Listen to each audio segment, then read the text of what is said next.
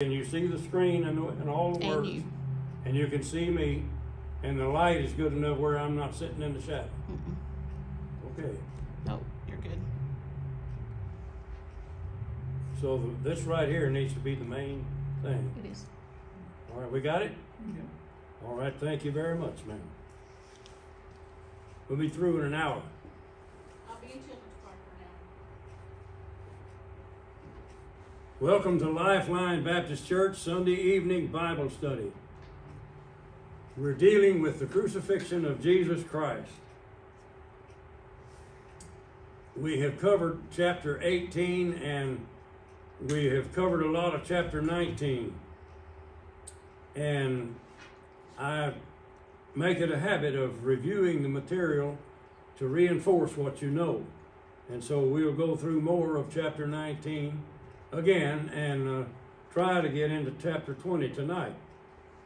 But we have studied that the Roman prefect, or the word is prefectus, the prefect Pontius Pilate has been really forced to condemn Jesus by the high priests and leaders of Israel, not the people of Israel, John points out, but the high priest and the leaders of the religion in Israel.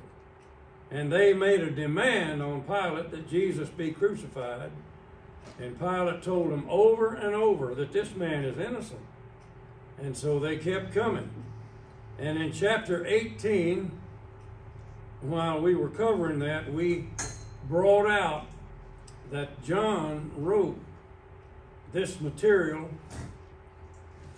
in 7 steps. Pilate went outside to them and they made the charges. Pilate went inside to speak to Jesus, and it goes back and forth to the number 7, which is an interesting fact. Number 7, incidentally, and we'll encounter it again tonight, but 7 was looked upon by them as the number of completion. And so when Pilate went out there the 7th time, that completed the trial, and Jesus was given over to them to be crucified. And rather than let him get away, these high priests and leaders are the ones, according to John, that did all the shouting, and along with the cohorts that they summoned to crucify him, crucify him. And so we will see that Pilate put a sign on the cross identifying what happened here, because the Romans felt the need to tell the public why we've done this. And so he put up there Jesus of Nazareth, the King of the Jews, in 3 languages. And so I'll show you that. So this is the 7th step of that, what I call a 7-step pageant of the trial. Pilate answered, "Am I a Jew? Your own nation and the chief priests have delivered you over to me." And this is important to understanding this. He asked Jesus, "What have you done?" Well, it comes down to the last questions that were asked Jesus, and he finally asked him, "Well, what have you done?" And Jesus answered, "My kingdom is not of this world." And by the way, this is, I guess I'm confusing myself, but this is not exactly the 7th step. We're coming to it. My kingdom is not of this world. If my kingdom were of this world, my servants would have been fighting. This is an answer to all those that expected the Messiah to make a war against their oppressors, in this case the Romans. And if Pilate had been able, if they could have persuaded Pilate that Jesus had followers that were trying to make a war, then Pilate would never have said, "This man is not guilty." He would have crucified him even if the Jews didn't yell for him to be crucified. But Pilate discovered that this man was not guilty. Jesus said, "But my kingdom is not from the world."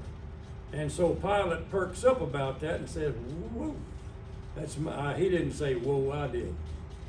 So you are a king." Well, there's the realization, and maybe there's something to this. And Jesus answered, "You say that I'm a king." Y'all find that an interesting response? I mean, this put Pilate on his heels. He's supposed to be in control. And here's this man that says, you say that I'm a king.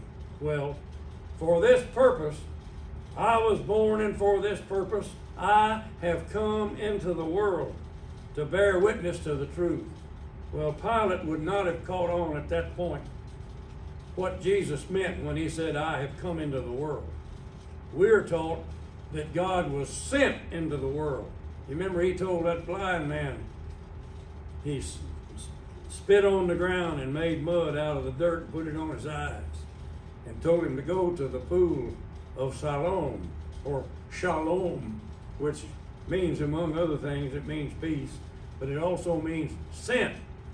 And the idea is that Jesus was sent into this world. He just didn't just appear here or just be born here without an action from God. He said, for this purpose I was born, and for this purpose I have come into the world, to bear witness to the truth. Everyone who is of the truth listens to my voice. Well, you know, Pilate is listening to that. He's trying to be skeptical, and so he says to him, what is truth? Well, that has been debated for how many thousand years, what truth is. Jesus more or less said that whatever God says is true, that's the truth and there's not any other. After he had said this, he went back outside. Now, we're in another step about the outside, and he told them, I find no guilt in him. Now, we're at chapter 19, verse 14. It was the day of preparation of the Passover. It was about the 6th hour. And this is what Pilate would have noted as a coincidence. Behold your king. And they cried out, away with him, crucify him. Well, who is they? John makes it plain that this was not the people of Israel. It was their leadership.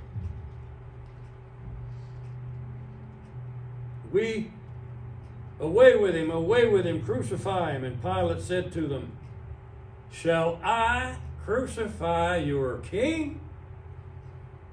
And they answered, and I think they got beside themselves and went overboard, because they were, I maintain that one of the reasons that they were after Jesus is because they were looking for somebody who would organize a military force and conquer the Roman Empire.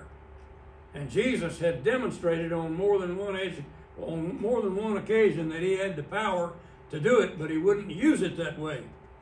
And these guys, you can know, I've covered it in the past, they're going to yell for Barabbas, and Barabbas was someone that had a military force, and he did use it against Rome, and he did advocate the overthrowing of the Roman power, and he was guilty of that, and Jesus was not. And when they said, we have no king but Caesar, they put a judgment on the nation that only they had the power under God to do. God did give the high priest of the Jews scriptural power. You can read about it. There is no one that it could have uttered a curse on the Jews away from the high priesthood, as far as they were concerned. And here, John tells you who said this? The chief priests answered, we have no king but Caesar.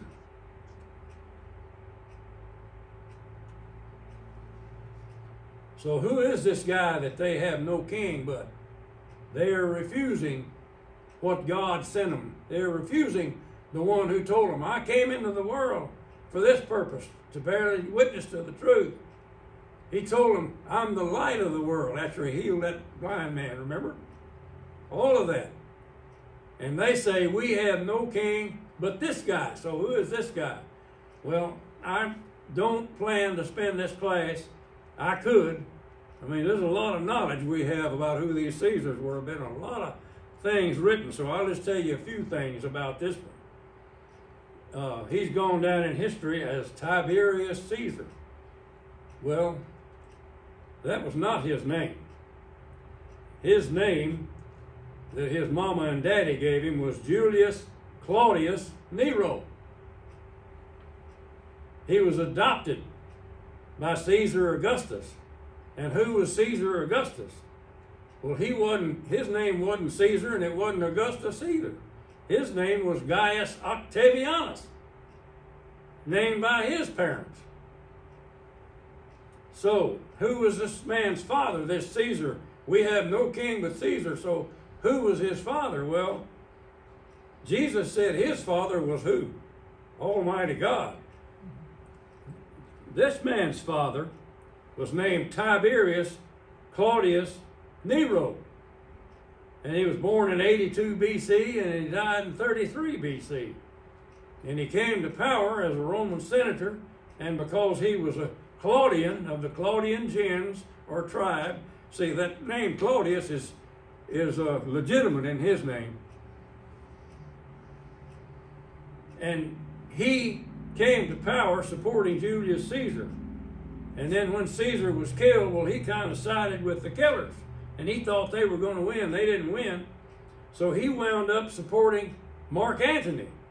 And Mark Antony was defeated and killed too. And so this man's wife, Tiberius Claudius Nero, the father of Tiberius, he had a wife whose name was Livia Drusilla. And she was an attractive, smart woman, a great political figure in Rome, a woman that backed up Caesar Augustus once he forced Tiberius Nero to divorce her. Well, he married her and adopted their son and called him Tiberius, and later on Tiberius Caesar. And so Tiberius got to be the son of Caesar Augustus, not only by adoption, but by his mama being forced to divorce her husband by the same man, Caesar Augustus. And so they finally, when they gave Gaius Octavianus the honorific title Caesar and Augustus, well, that made her honorific. She was the first lady, you might say. And so she was called Julia Augusta. Julia Augusta instead of Livia. Well, the historians want to call her Livia. Some of them don't like her. The history was split about these people just like it is about our leadership today. You can't find anybody that can just sort through it all and say, well, this is actually the truth. You got this truth, and truth fights. And so Livia is loved by some and hated by others. So Tiberius had some wives, two of them that we know about. One of them was Vipsania. You see that picture down there in the bottom on your left side? That's the best that anybody can say that she looked like. They have found that, and it's had her name on it, and it's in a museum. You can go see it today. I'll not get into all that. But her real name was Vipsania Agrippina, or Agrippina. I don't know how to say it to you in Latin, but she was the daughter of Marcus Vipsanius Agrippa, who really was besides the greatness of Caesar Augustus as a politician, he was the greatest man in the empire when it came to building an empire. He was the general that won the battles against Mark Antony and so forth. He was the admiral that defeated their navy at sea. And he was the builder of the great temples. the Pantheon. You remember I showed you the pictures one time of the Pantheon. It says up there, Marcus, or M.V. Marcus Vipsanius Agrippa built this. Told who his father was and when it was. Well, she was the daughter of Agrippa, and Tiberius loved her, and they were happily married. He was a happy man. And by the way, Tiberius in his own right was a great general before all this politics.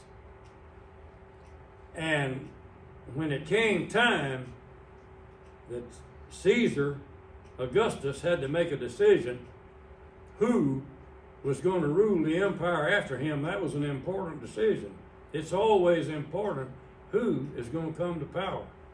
And if he hadn't made a decision, there would have been a war that would have torn down the empire. So he had to make a decision. His kin that he had chosen all died off mysteriously. Some of them say that Livia poisoned some of them. Augustus' own grandson, for instance. But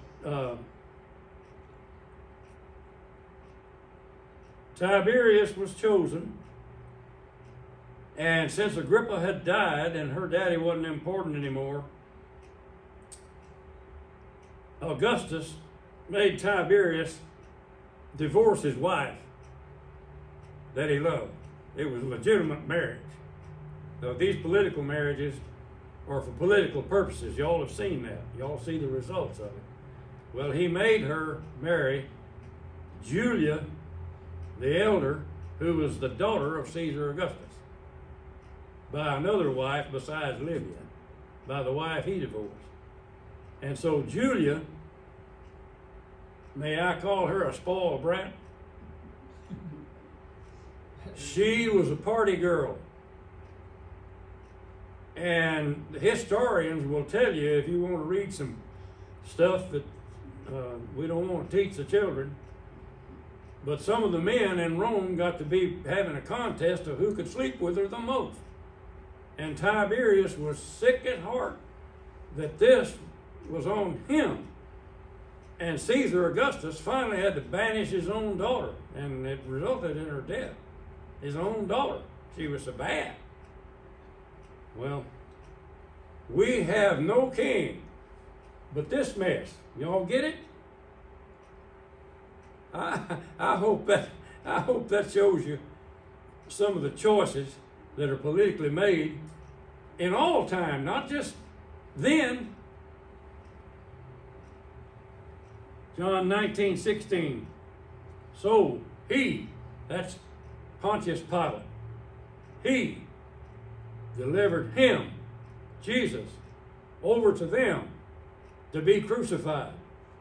So they took Jesus, and he went out bearing his own cross to the place called the place of a skull, which in Aramaic is called Golgotha, or Golgotha. Really, I looked it up, and the correct pronunciation is Golgotha. So, why does John go against the other writers and not talk about the man that carried the cross and says Jesus went out carrying his own cross? Why? I've brought that up before. Any of y'all remember why? The man that carried the cross caused a controversy in the early church. Those that didn't like the idea that Jesus, well, the first real split they had was whether Jesus was a God and didn't die on that cross. You can't kill a God. So if he was a God, they didn't kill him. They had to kill somebody else. Well, who'd they kill? Well, they killed that poor fellow that had to carry the cross. That's what they said. And that was a heresy that split the church in the early years. By the time, see, the others wrote before that split really affected anything. They wrote that the man carried the cross for Jesus, but they did not write that he was crucified. That was invented. Well, by the time John came along, 30, 40 years after they had written that other, there was this controversy that had to be answered. And John says he went out bearing his own cross. And John emphasizes the sufferings of Jesus that were real. And why didn't Jesus bear his own cross all the way to Calvary? Well, the Romans had a way of crucifixion that had method to it. And I've gone over this, but I'll just briefly mention it again. They would whip him with a cat o' nine tails. And they would whip a man until his back was hanging in tatters and his flesh was hanging off in strips. Josephus wrote that he had a guy whipped, and they whipped him until his intestines showed. And so the whipping shortened the life of the man who was going to be strung up publicly, and he was nearly dead when they put him up there so he didn't scream and holler all night long and that kind of thing and get public attention. They nearly killed him before they ever sent him out. And that's the significance of Pilate bringing Jesus out on the stage. You remember on the last thing, he went out with him all beaten and wearing a crown of thorns, bloody. And that business about the purple robe, I don't deny. Some of you misunderstood me that I denied that he wore a purple robe. I say that since they were mocking him, they didn't put good material on him. They put an old kind of a rag, a cast-off robe that was kind of purple. It would have been faded. And so he brings him out all beaten and covered in that, wearing that crown of thorns, and says, "You're king." And the Jews should have said, "You have mistreated our king." No, they said, "Crucify him." That's real hate. So, to the place of a skull. So where is that? Well, you see that picture? Well, you all do know that that's the aerial picture of Jerusalem, right? Well, wherever that was is in that picture. That's as good as anybody can do, nearly. But there is other information, and I'm going to get into it. But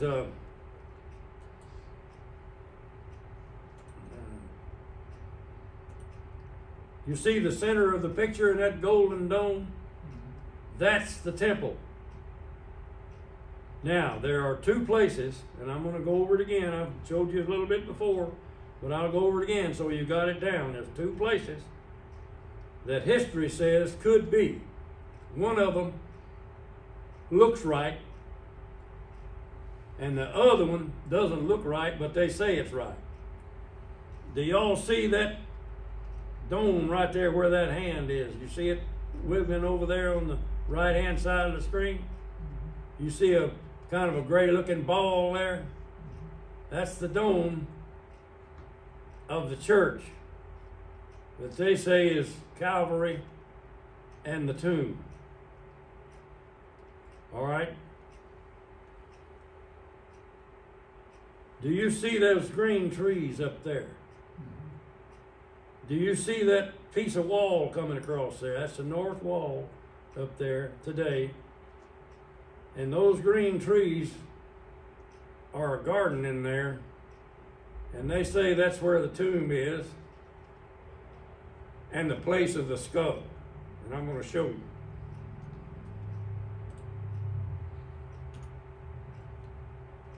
This is the Jerusalem bus station. And this picture was taken from the north wall where General Gordon took his picture. I took my picture down there sitting on a bench in the bus station. I had no idea what was there. And I turned around and looked behind me and boom, there's that. Does that look like a skull over there? Y'all see that?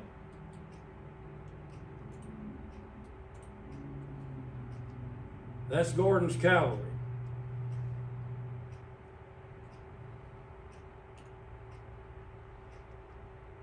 There's the picture I took sitting on the bus station bench. There's a picture that General Gordon took, I forget how many years ago, a lot longer than 100 years ago. That's early photography General Gordon was a genius, really, and he fooled with photography when nobody else even knew hardly what it was. We got pictures of the Civil War, and that's about that time. That's him, and I thought I'd just tell you something about him.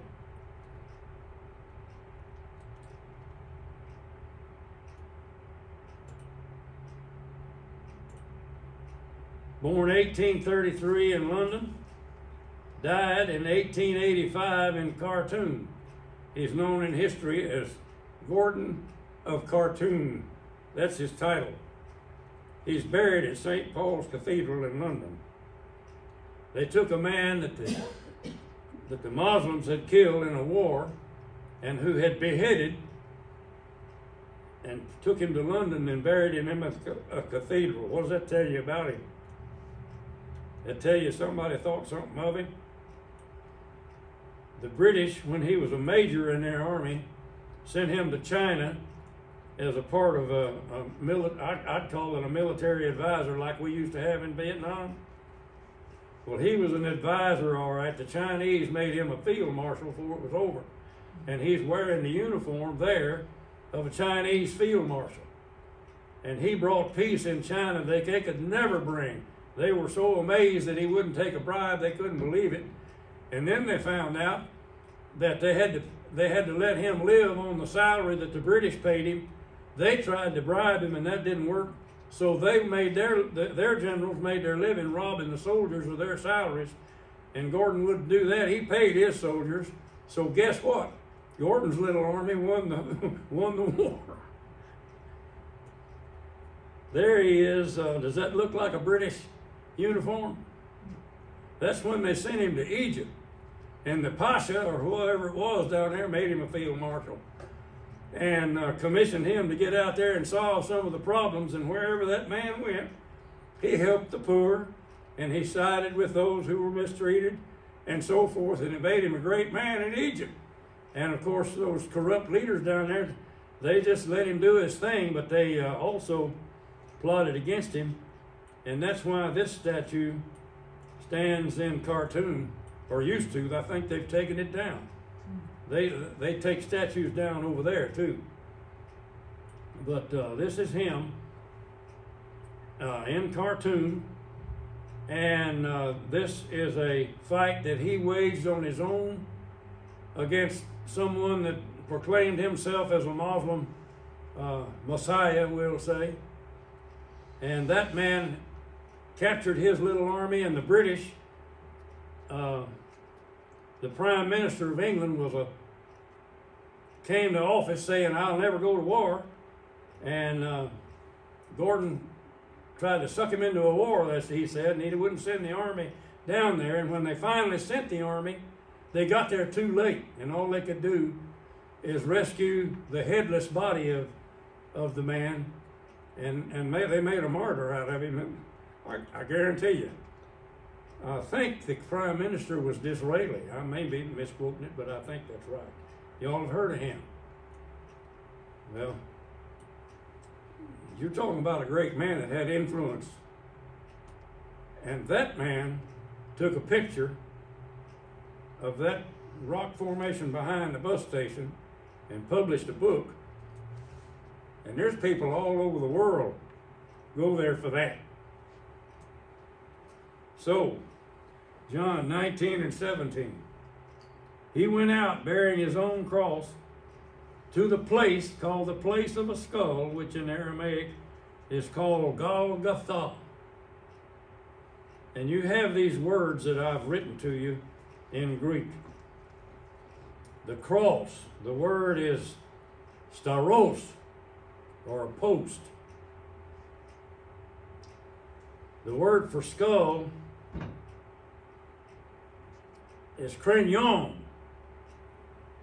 And of course, in Aramaic, it's Golgotha. And in Latin, it's Calvary.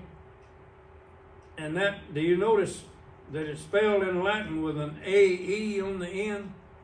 Anytime you see that in Latin, that word ends in this phrase.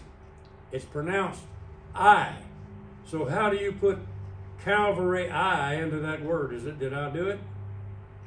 Well, I don't exactly know how you pronounce it, but I did have a course in Latin, and unless my teacher is wrong, when it comes to that AE, that's an I. All right, so Mark 15 and 21 in the Synoptics wrote, and they compelled a passers-by, Simon of Cyrene, or Cyrene, or Kyrene, who was coming in from the country, the father of Alexander and Rufus, to carry his cross. And they brought him to the place called Golgotha, which means place of the skull. It doesn't say it's a hill. It doesn't say it's flat. It doesn't describe anything. It really describes a place where there's some skulls laying around. They think. Nobody knows. Well, why do you have this story about Simon and Alexander and Rufus? I'll give you the guess of the scholars. By the time that Mark was written, which is about halfway by the time this happened in the way time John was written. Remember I told you that John had to take that man out of the crucifixion because of the controversy that he was crucified in place of Jesus, remember? All right, at the time that Mark was written, it is guessed that Alexander and Rufus were active in the church, and it was their daddy that carried the cross. And that's why Mark told you that their daddy is the one that carried that cross. Y'all follow that? So John 19:35. That doesn't belong at this place, but I'm going to quote it as a part of this. We're going to come to that. Lord willing, we'll come to 35. We're not there yet. But I've got it down there, and so I'll quote it to you. He who saw it has borne witness. His testimony is true. And he knows that he is telling the truth, that you also may believe. The book of John was written so that you might believe. And they quote a man who saw these things, and they say, now who is they?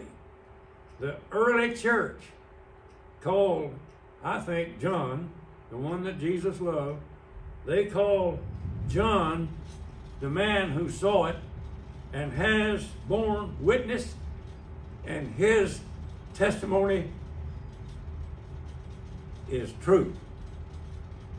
Why do we believe the New Testament? Some people want to say, well, because God wrote it. The early church was ordinary people. They weren't gods. And they put their life on the line. Suffered and died like Jesus, some of them, for the truth. Would they have done that for a lie? You've got to say that the witnesses who saw this and were willing to die for it told the truth. Why did the Romans whip a man like they whipped Jesus? The idea was that if they whipped him enough, he would cry out and tell the truth and confess. Did they get a confession out of Jesus? He told them, I came into the world to tell the truth. And if you were listening to me, you'd believe me. That's what Jesus really said. He said, those that are of the truth, hear my voice. Well, Pilate should have listened. So Jesus goes outside. There's that outside. This is number 7 in the pageant, bearing his own cross to the place called the place of the skull. There they crucified him. And so that is a procedure all of itself. All of this is a set way. Once Jesus was turned over to those soldiers, everything was done the same way every time. They crucified him, and with him 2 others, one on either side. Well, why does John tell you that? Well, 3 is a certain number, and so there were 3 of them. And the scriptures, remember we told you about the fulfilling of how many scriptures Jesus fulfilled? that fulfilled something with the criminals or with the sinners. He was identified. And so he was identified even in death between two of them. And Jesus between them. Pilate also wrote an inscription and put it on the cross. And this really is the Romans' way of exonerating themselves for executing a criminal. He was guilty of this. And Pilate put up there what they charged him with. They charged him with masquerading as the king of Israel. And Pilate put up there that he was the king of Israel. It said, Jesus of Nazareth, the king, or the Basileus, or Basileus is the pronunciation, the king of the Jews. Many of the Jews read this inscription, and John tells you where Jesus was crucified was near the city, and it was written in Aramaic, in Latin, and in Greek. Anybody that could read something of that. So, the chief priests and the Jews said to Pilate, do not write the king of the Jews, but rather this man said, I am king of the Jews. Well, I'll tell you Pilate's side against their side. If a man said that he was the king of the Jews were supposed to stone him. And they accused Jesus of that, but Pilate wouldn't let them do it. But when a man was the king of the Jews, the Romans were going to kill him. And so Pilate put his version up there. The man wrote, this was king of the Jews, and I have done Caesar. Remember who Caesar was? He was afraid to death of Caesar. And that's another story. I'll be glad to give it to you. But this man was crucified because he made himself a king. Pilate put it on the cross that that's what this was all about. Well, John says he put it up there because God was pleased with that. Y'all get it? Pilate didn't please God except he fell into that thing about fulfilling prophecy. Do not write the king of the Jews, but rather this man said, I am the king of the Jews. And Pilate answered, and I'll quote him exactly, Gegrapha, Gegrapha. What I have written, I have written. Does that sound like a little poetry down there at the bottom? See it at the bottom? Grapha, we know what graphics are, writing. We know where we got these words. Gegrapha, Gegrapha. Can't you see him cramming it down their throat? There it is. I put in the middle of that screen there a quote from a modern Christian Jewish Bible. And this is the way they would say it, Yeshua of Nazareth, the king of the Yehudim. Well, the way it was written up there, the best, this right here came out of the Greek New Testament. Jesus of Nazareos, the Basileus, ton Judeon.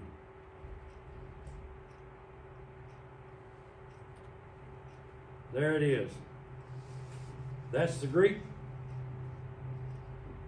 That's the Latin, and you can see Jesus Nazarenus Rex Judeorum.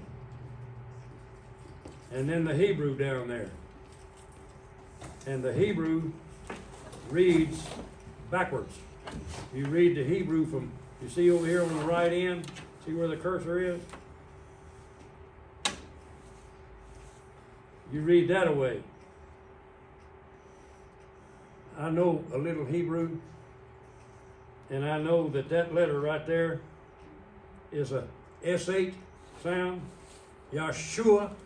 When you see that thing right there, you can know that that's sh. You see this middle letter in that one there, just call that an upside down L. That's the L sound. And the word is Melech. And then this last one, I don't know what to put you on that makes any sense, but I will tell you that all the vowels are those dots and dashes. So it says Joshua, King, Jews, and I didn't find Nazareth. I put INRI down at the bottom. Have y'all ever seen that? That's on the Latin crosses, isn't it? Why in the world do we see that? Anybody know? All right, watch.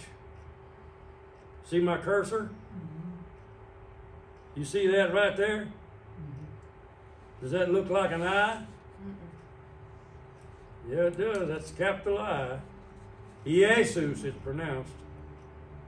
You see the N? Where'd my cursor go? There it is. Let me magnify that.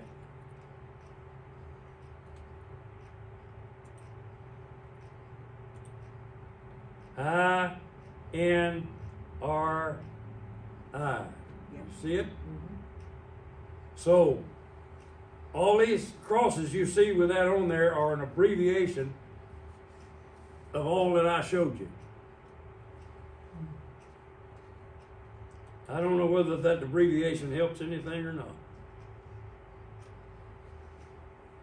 And that stood for Jesus, the King of the Jews, is I-N-R-I? Jesus, Nazarenos, Jesus of Nazareth, I-N-R, Rex, King, Eudeum. Eudeum is pronounced. I-N-R-I. So I've got an example of these words here, and look at the last, the fourth one. Death. The prisoner will soon weaken and die there from pain, suffering, and at the last, probably suffocation, not being able to breathe. Not to mention the fact that crucify means to impale on a cross. Y'all understand the definition? To impale on a cross. And so they made sure that they beat him and tortured him in advance to weaken him, where he would die quicker. And he was compelled to carry his own cross. And when he just totally collapsed, and that's what Jesus did, they made somebody else carry the thing because it weighed 100 pounds. And then when they got him where he was going, they impaled him on the cross and then put a rope on it and lifted it up yonder and publicly displayed him naked and bloody and tattered and worn. I mean, it's the worst torture. The only thing that I know of that got worse is that the church in the Middle Ages learned to burn people at the stake. And I don't know whether that's worse or not, but it comes close. They also starve people, put them in a jail cell and just let them starve. By the way, that's what happened to some of those women that I told you about back there with the emperor. They were put in a cell and allowed to starve to death.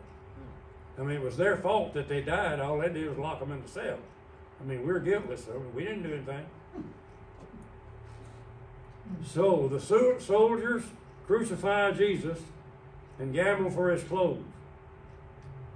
John says, in verse 23, when the soldiers had crucified Jesus, they took his garments and divided them into 4 parts. There's 4 soldiers. That doesn't mean that that's all the soldiers they were. The synoptics tell you that a centurion was standing there watching this, and that's the one that said this truly was the Son of God. Remember? So there's more than 4 soldiers, but the ones that were doing the crucifying, the real bloody stuff, got the prize, and the prize was whatever garments were left. So they divided it into 4 parts, 1 part for each soldier, and then there was this tunic. But the tunic was seamless, woven in one piece from top to bottom. Remember that I told you that the same verb was used about the veil in the temple that was torn from top to bottom? And the idea is it's one piece, and if you tear it, it was torn from top to bottom, just like the temple. So they said to one another, let us not tear it, but cast lots. Let us cast lots for it to see whose it shall be. And John throws it out to you. This was to fulfill the scripture, which says, they divided my garments among them, and for my clothing they cast lots. So the soldiers did these things. And this tunic, and I put the word down there, chiton or ketone. It's a kind of a shirt, a t-shirt, or a coat that covered a man when his other clothes were off. An undergarment, but still a garment that clothed him. The last thing. And I mentioned before that book that General Lew Wallace wrote, The Robe, and he assumed that the tunic was a robe, but that's knowledge that existed during the time of the Civil War. Lew Wallace was at Shiloh, right across the river over there. So, I'll read you Psalm 22, 7 through 19. And this is the prophecy of one whom they pierced. Now, take note of the prophecy that's fulfilled right here. All who seek me mock me. They make mouths at me. They wag their heads. He trusts in the Lord. Let him, that is, let the Lord deliver him. Let him rescue him, for he delights in him. Well, Jesus said that God delighted in him. Yet, you are he who took me from the womb. You made me trust you at my mother's breast. On you was I cast from my birth, and from my mother's womb. You have been my God. And God protected him from King Herod, remember, and so forth. Be not far from me, for trouble is near, and there is none to help. Where were the disciples at the cross? John says only one, and that was him. Be not far from me, for trouble is near, and there is none to help. Many bulls encompass me. Strong bulls of Bashan surround me. They open wide their mouths at me like a ravening and roaring lion. Barabbas, Barabbas, crucify him, remember? I am poured out like water, and all my bones are out of joint. My heart is like wax. It is melted within my breast. My strength is dried up like a potsherd, and my tongue sticks to my jaws. You remember that business on the cross about I thirst? There it is.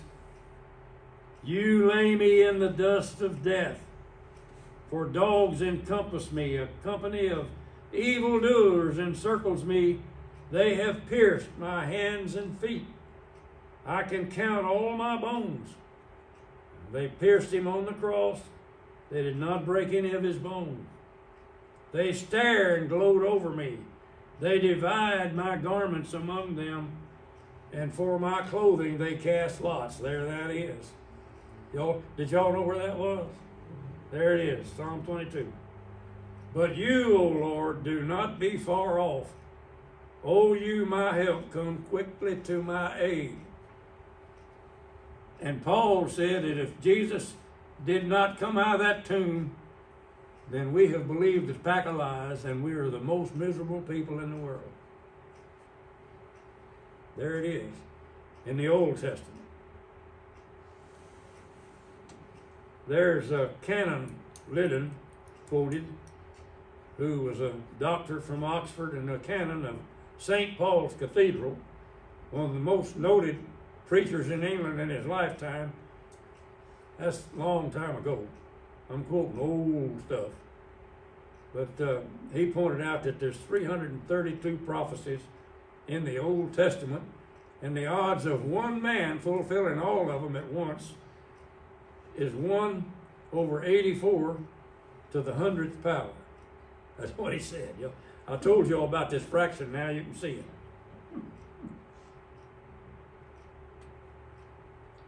So we have the subject of the women at the cross. Well, that's an interesting thing.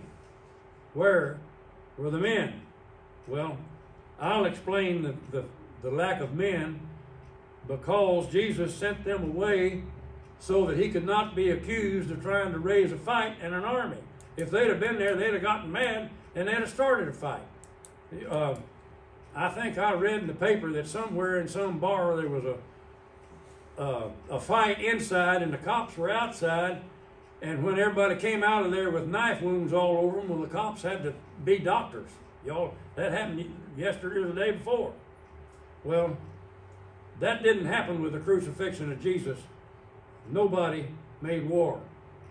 The Prince of Peace is who he was, and there was no bloodshed over him. Y'all get that? And the women can be there, and somehow the women represent peace more than the men. I don't know why, but they do. That's certainly true around our family. So, John tells you some names of some women standing by the cross. His mother, his mother's sister, Mary the wife of Clopas, and Mary Magdalene. Mark 15:39, going back to Mark. And when the centurion who stood facing him saw that in this way he breathed his last, he said, "Truly this man was the Son of God."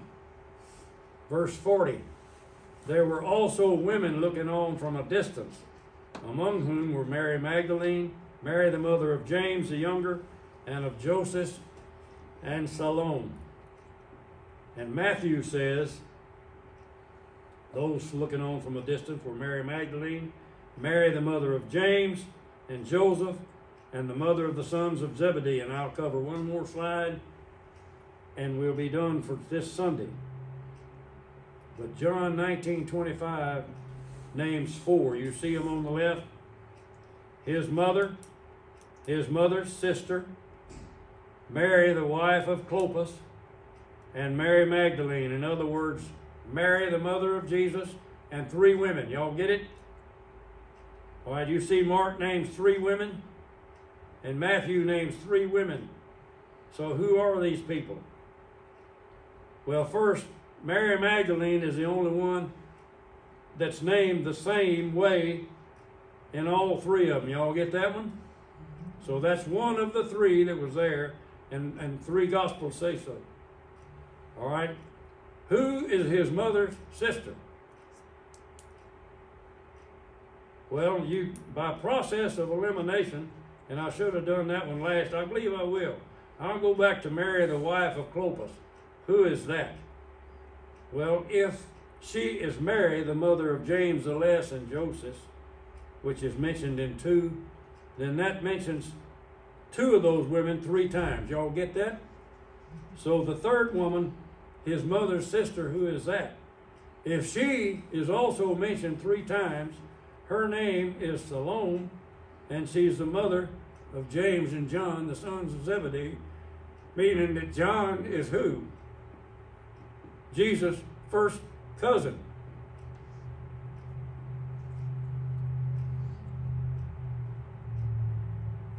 Questions? Well, I'll go to the next slide.